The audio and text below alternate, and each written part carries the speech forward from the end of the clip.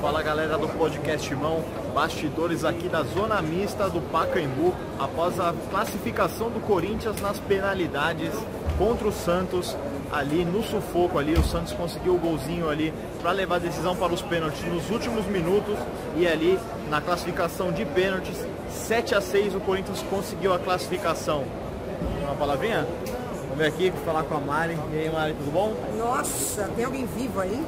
Só pra saber. Então tá apagadinho, deu aquela desmaiada. O pessoal tá sofrendo um pouco aqui, né? Deu aquela desmaiada, né? Porque assim, não é nem que foi uma disputa de pênaltis, foi pênaltis com alternadas, né? Não foi só ali 5 bateram, erraram, perderam, até acabou, não, foi alternadas.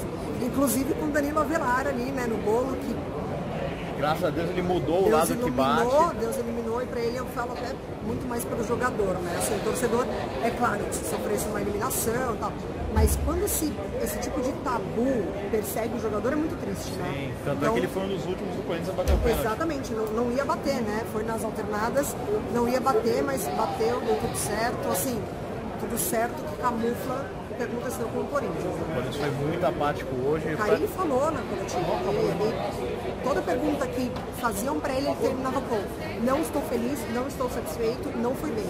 E assim, um dos piores jogos do Corinthians, pra mim, na minha opinião, porque abdicou de jogar. E assim, o Corinthians já fez partidas ruins esse ano, o Corinthians demorou para embalar, justamente porque 90% do elenco era novo, principalmente dos 11 jogadores, mas assim, o que o Corinthians fez hoje não poderia ter feito, porque é assim que perde a classificação. Sim, principalmente ali desde o primeiro minuto, assim, sempre que pegava a bola, principalmente na defesa, já dava aquele chutão, deixava o Santos ir pra frente, e até o Gustavo ficava na parte defensiva ali, parecia que não fazia muita força, né? Exatamente, não é que ganhou o primeiro jogo de 5-0, estava bem, poderia se dar o luxo, já não poderia se dar o luxo porque é um desrespeito com o torcedor, né? Sim. O torcedor que está assistindo o jogo do time dele, ele não quer passar por esse nervoso, ele não quer passar por essas situações, por esses vexames.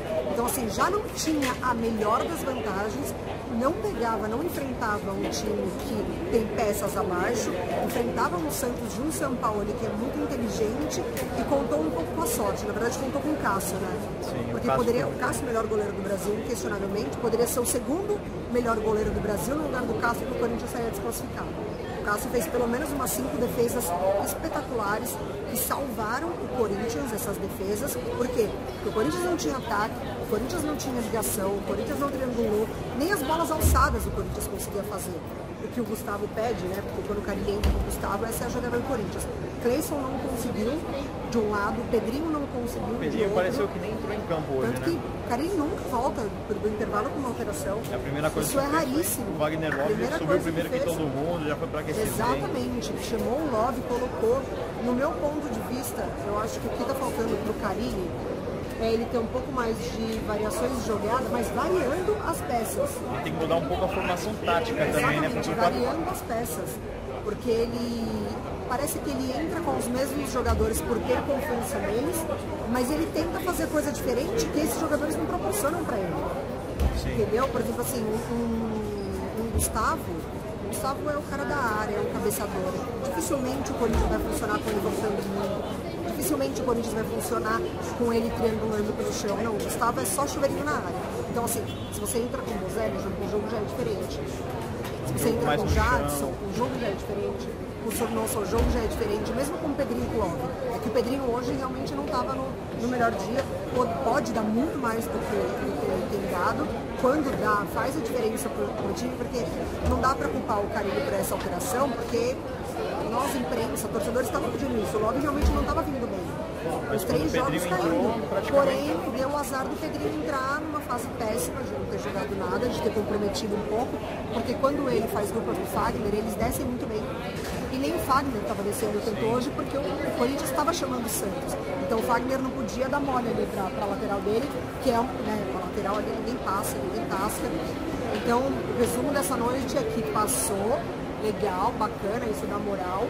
Tem um São Paulo pela frente que também vem com moral, mais ainda, porque é um tabu de 16 anos quebrado do lado do tricolor. Ganhou no Allianz, ganhou nos pênaltis. É uma molecada que vem firme, que vem com vontade. Então, assim, o Carilli tem muito o que arrumar, tem muito o que conversar. O lado bom é que ele sabe disso. O lado bom é que ele não é prepotente, ele realmente assumiu, não estou feliz. vamos ter que mudar. E ele falou uma coisa muito sábia na coletiva, que foi: dificilmente vai jogar tão ruim quanto jogou hoje. É como se tivesse queimado o cartucho de jogar ruim, sabe? Na hora certa, né? Exatamente. Então, tem aí o São Paulo pela frente, vamos ver como que vai ser essa final aí.